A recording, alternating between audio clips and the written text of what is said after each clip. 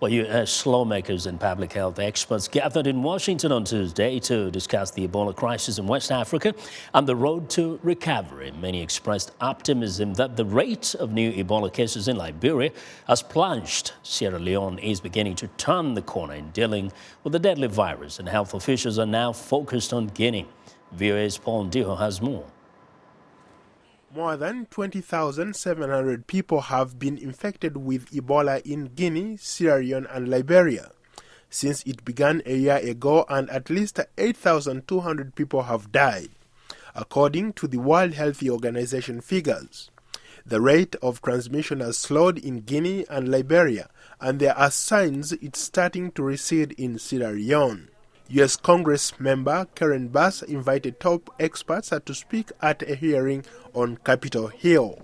What we're doing this morning is hearing from the designated federal agencies about exactly what they're doing to address the Ebola crisis in the 3 affected countries, but then thinking beyond the crisis. So after the crisis is over, what do we do in the United States to strengthen the health infrastructure in Africa? The Ebola epidemic remains the largest in history, and the virus is still spreading.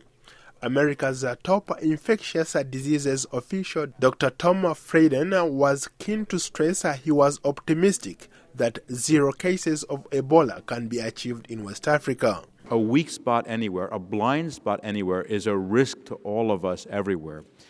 As we work to get to 0, the next stage will be staying at 0.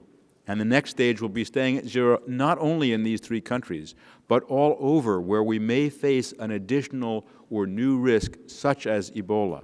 USAID, international aid agencies and other charity organizations have played a leading role in the fight against the virus. Dr. Ribath Trabi, International Medical Corps, said that training staff and putting in place a surveillance system is extremely important.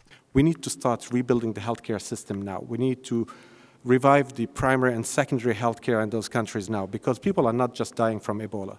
People are dying from malaria, people are dying from diarrhea, women are dying from childbirth. Since December of 2013, when the Ebola outbreak began in West Africa, NGOs in the region have been working around the clock to educate, sensitize, and help to combat the epidemic. Seren Kaba-Jones is founder and CEO of Face Africa.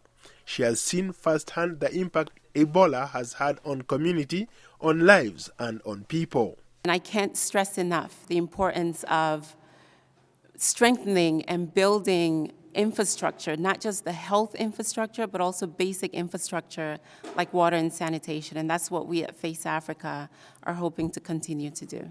Although many people have survived the disease, healthy officials caution that there is still a long way to go to eradicate the disease. The rate of new Ebola cases in Liberia has plunged. Sierra Leone is beginning to turn the corner in dealing with the deadly virus, and healthy officials are now focused on Guinea.